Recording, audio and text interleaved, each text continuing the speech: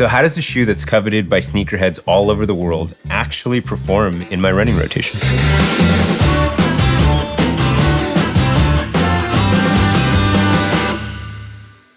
So before we get any deeper into the shoe, just a quick disclaimer. I do work for REI and these shoes were provided for review, but the opinions I'm expressing are my own based on my experience in the shoes.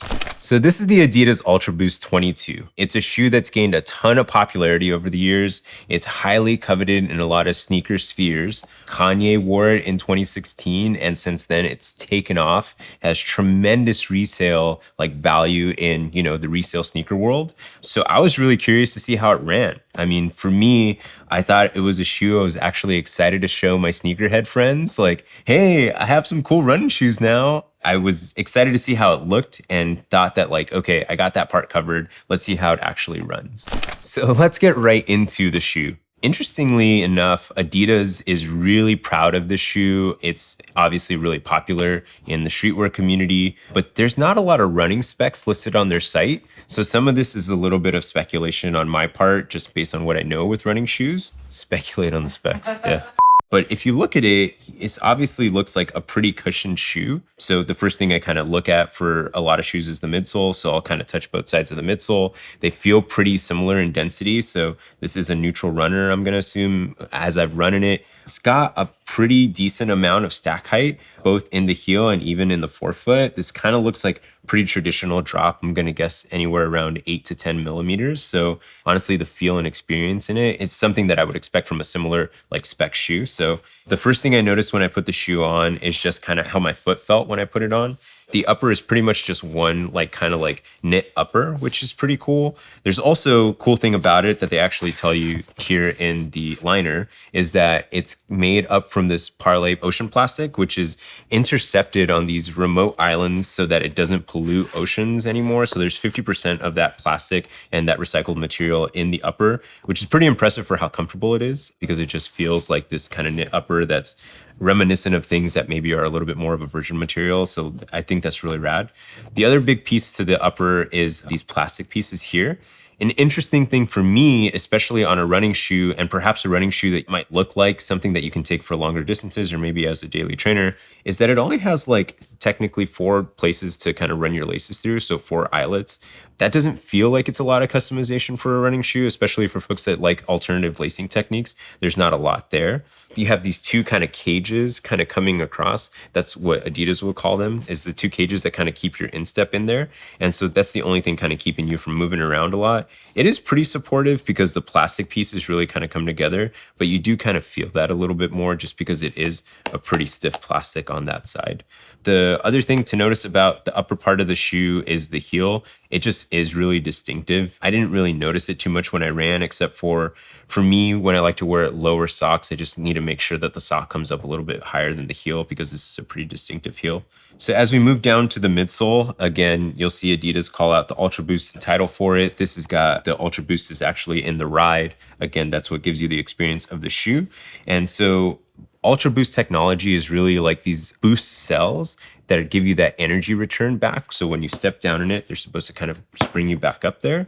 For me, I didn't feel like this shoe had a ton of energy return necessarily. It certainly has more energy return than perhaps like a really squishy shoe, but it didn't feel like it was really responsive. But it does feel like a solid amount of cushioning in a way that doesn't let you just sink in. And I think that's helped by the outsole. The outsole, you'll see it's kind of like this mixture of, and you might be able to hear that a little bit, but there's harder plastic pieces, especially towards the forefoot, which should allow you to kind of bounce back up a little bit faster. But really, you'll feel that that's where you get a little bit more firmness to it. It's got a little bit of that continental outsole makeup that Adidas is kind of popular for now. Overall, the shoe looks like a really comfy shoe. It feels like a really comfy shoe. And then it runs kind of somewhere in between a really cushioned shoe. I wouldn't even say max cushion, but a pretty cushioned shoe, and something that is a little bit more responsive because it's got kind of that compromise of that response in the forefoot and that cushion in the heel. So this is the first Ultraboost model that I've run in, and I actually think they're pretty comfy. I just went for a trip down in Southern California, and I didn't want to take a pair of shoes that I'd walk in and a different pair of shoes that I'd run in. So I actually just took these shoes to walk and run in, and they seem to do well in that regard. I was to be honest, a little excited about showing my friends like, hey, dude, look at these shoes. They're kind of cool, you know? And I wore them casually with clothes and they looked good casually, I thought. And so they were really cool to kind of use as a walking shoe and a running shoe. And they walked really well. You know, I actually left over there with some kind of Achilles issues. And without knowing the drop, I knew that there was enough drop there to maybe help me kind of walk around and recover a little bit more. And I thought they would be a good shoe to run in if I didn't want to have something that was super low drop. And so I walked in it for a few days until my Achilles felt good. And then I went on progressively longer runs, 5, 6, and 12-mile runs in about 3 days time span, and they were really cool. I think on the shorter runs, I knew what to expect from them. They were kind of that consistent feeling.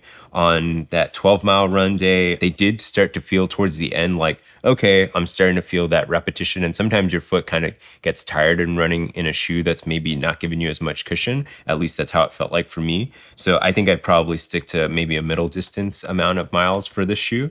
But what I thought it did give me was consistency. So I can see myself running in this shoe if I kind of want something that's going to be casual. I think a lot of times I think of, okay, I have a running shoe on and it's for that run, but sometimes I also want to grab a bagel after, or I want to meet a friend after, or I'm running to do something. And this shoe feels like a good transition shoe for that because it doesn't seem out of place, still looks pretty good. And like I said, it walks really comfortably. So for me, that might be a good opportunity to have like a more versatile shoe in that way. I don't think I'd run in this shoe when I had any particular goals. I think this shoe is just going to be a shoe that's going to be comfortable. Again, more as like an errand run shoe or a shoe that I'm just looking for consistency during that time.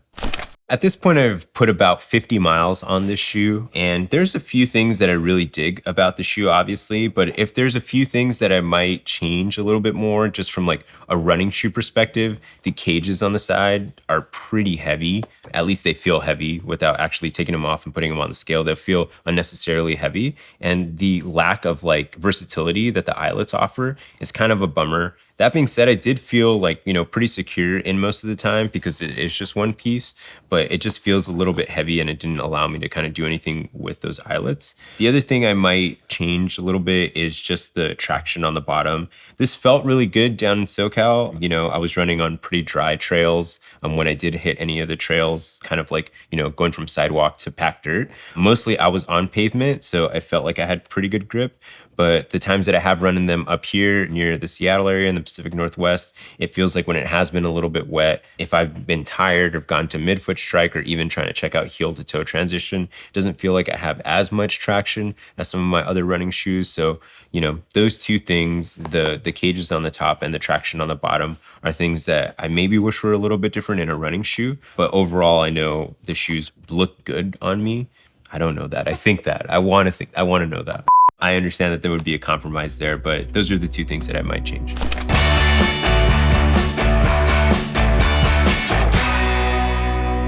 I think the Ultraboost 22 is going to be great for anybody that really values design aesthetic. I mean, again, these shoes are really coveted in sneaker spheres, and they've got a lot of cool callouts that make this a really appealing shoe. For folks that have ever asked themselves, does this running shoe come in a different color? The answer for this shoe is yes. Do you know how many colors it comes in, dude? Okay, cool. That's enough.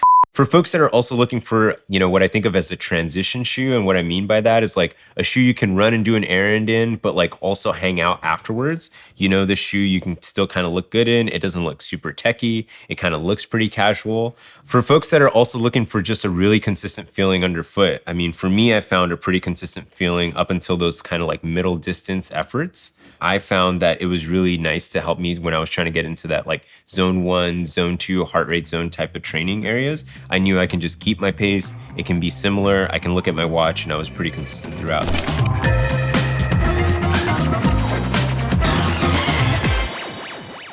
So can a shoe that's been coveted by sneakerheads all over the world for its style actually be a functional runner? I think the answer is yes. For me, it is anyways. I mean, I found it to be really consistent underfoot, and I think it makes me look pretty good when I'm just kind of walking around in it. But I'd love to hear what y'all think. I mean, do you really run to this while listening to your favorite Kanye record? Or do you just kind of walk around and make sure your friends know you got the coolest Ultraboost on? Leave a comment below. I'd love to read it.